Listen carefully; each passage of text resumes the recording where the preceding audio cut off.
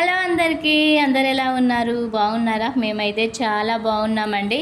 Long videos upload చేయక చాలా రోజులే అయిపోయింది. లైవ్ కూడా పెట్టట్లేదు. ఎందుకు అంటే నేనైతే మా ఊరు వెళ్ళానమాట, మా అమ్మ వాళ్ళ ఇంటికి.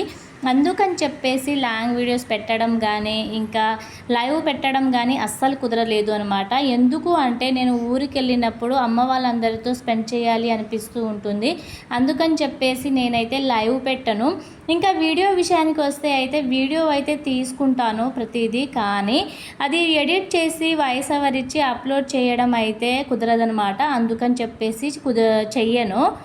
ఎంత లేట్ అయినా కూడాను ఊరు నుంచి హైదరాబాద్ వచ్చాకనే ఆ వీడియో అప్లోడ్ చేస్తానన్నమాట, ఎడిట్ చేసి. అందుకని చెప్పేసి వీడియోస్ ఇంకా లైవ్స్ అయితే పెట్టట్లేదు. అయితే సరేలే, ఏంటి అంతమంది కనిపిస్తున్నారు, నువ్వు మాత్రం కనిపించట్లేదు, వాయిస్ వినిపిస్తుంది, ఏంటి సంగతి అనుకుంటున్నారా? చెప్తాను. నేను మొన్న సండే ఇంటికి వెళ్ళినప్పుడు అయితే నేను మార్నింగ్ వెళ్ళాను. నా తర్వాత ఈవినింగ్ అయితే మా పిన్ని వాళ్ళందరూ వచ్చారు.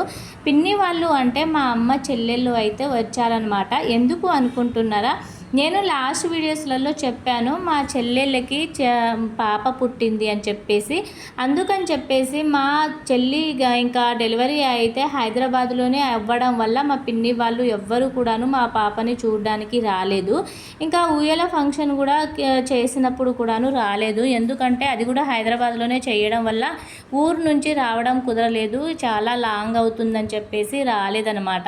ఇక మా చెల్లెలు అయితే మా చిట్టి కన్నమ్మను తీసుకొని మా ఇంటికి వచ్చిందని తెలిసాక మా పిన్ని వాళ్ళందరూ అయితే చూడడానికైతే వచ్చారనమాట.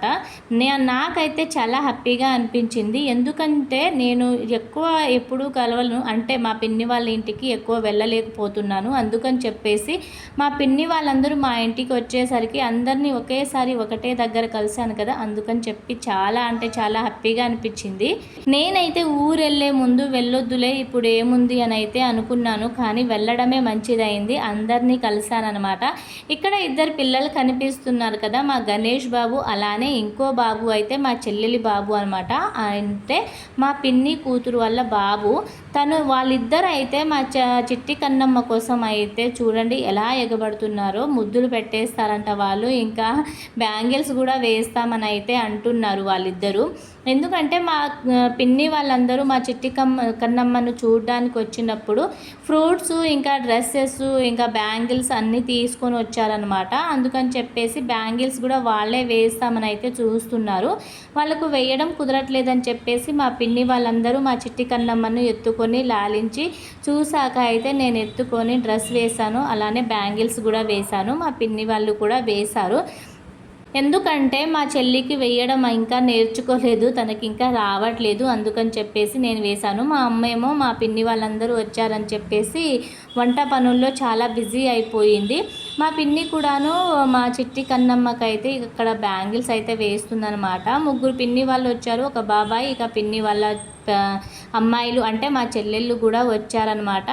వచ్చి వాళ్ళు తీసుకొచ్చిన అన్ని బ్యాంగిల్స్ డ్రెస్సెస్ అయితే వేస్తున్నారు. చూడండి ఇక్కడ నేను కూడా వేశాను, నేను డ్రెస్ వేశాను, ఇంకా మా పిన్ని వాళ్ళు బ్యాంగిల్స్ అవి అయితే వేశారు. నాకైతే చాలా హ్యాపీగా అనిపించింది అందరు ఇలా ఒకే దగ్గర కలవడం అనేది.